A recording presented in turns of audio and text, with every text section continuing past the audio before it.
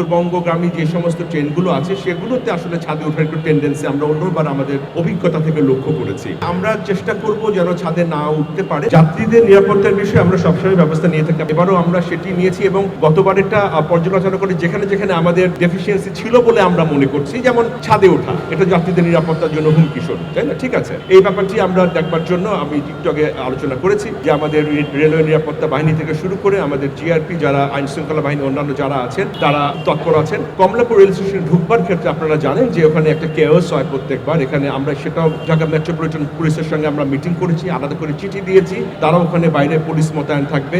জানেন যে এই সময়টাতে আশেপাশে ছিনতাই, এই সমস্ত জিনিসগুলো, পিক পকেটিং, এই জিনিসগুলো বেড়ে যায়, এগুলোর দিকে আমরা তৎপর আছি, আমরা এগুলোর দিকেও লক্ষ্য করে আমরা ব্যবস্থা গ্রহণ করেছি।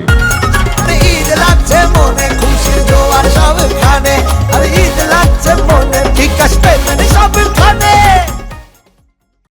সাধারণত গার্মেন্টস গুলো যখন ছুটি হয় ঈদের ঠিক দুদিন আগে একদিন আগের বিষয়টা, সেই সময় আমরা চেষ্টা করব যেন ছাদে না উঠতে পারে। তবে আপনারা জানেন যে উত্তরবঙ্গগামী যে সমস্ত ট্রেনগুলো আছে সেগুলোতে আসলে ছাদে ওঠার একটু টেন্ডেন্সি আমরা অন্যবার আমাদের অভিজ্ঞতা থেকে লক্ষ্য করেছি। কাজে এই জিনিসটি যেন না হয়, আমরা আমাদের আইন শৃঙ্খলা বাহিনী যারা আছে, আমাদের রেলওয়ে নিরাপত্তা বাহিনী, আমাদের জিআরপি যারা আছেন তাদেরকে সবকিছু আমরা প্রস্তুতি নিয়ে রেখেছি। আমরা চেষ্টা করে দেখব, আমরা অবশ্যই চেষ্টা করব, আমাদের আপনার চেষ্টা থাকবে, কারণ ছাদে যাত্রী ওঠাটা আমাদের বাংলাদেশ রেলওয়ে রেল চলাচলের ক্ষেত্রে যেমন ঝুঁকিপূর্ণ, একইভাবে সেই যারা উঠছে তাদের জন্য কিন্তু ঝুঁকিপূর্ণ। এবং এই জন্য আমরা যেটা করেছি যে আমাদের ভ্রাম্যমাণ আদালত আমরা নিয়োগ করেছি এবং আমাদের ভিজিলেন্স টিম আছে, আমাদের বিমানবন্দর স্টেশন, আমাদের এখানে কমলাপুর স্টেশন থেকে শুরু করে অন্যান্য গুরুত্বপূর্ণ স্টেশনে আমরা কিন্তু ভ্রাম্যমাণ আদালত আমরা নিয়োগ করেছি। ম্যাজিস্ট্রেট এগুলো দেখবেন এবং তাদেরকে এখান থেকে প্রতিহত করার চেষ্টা করবে।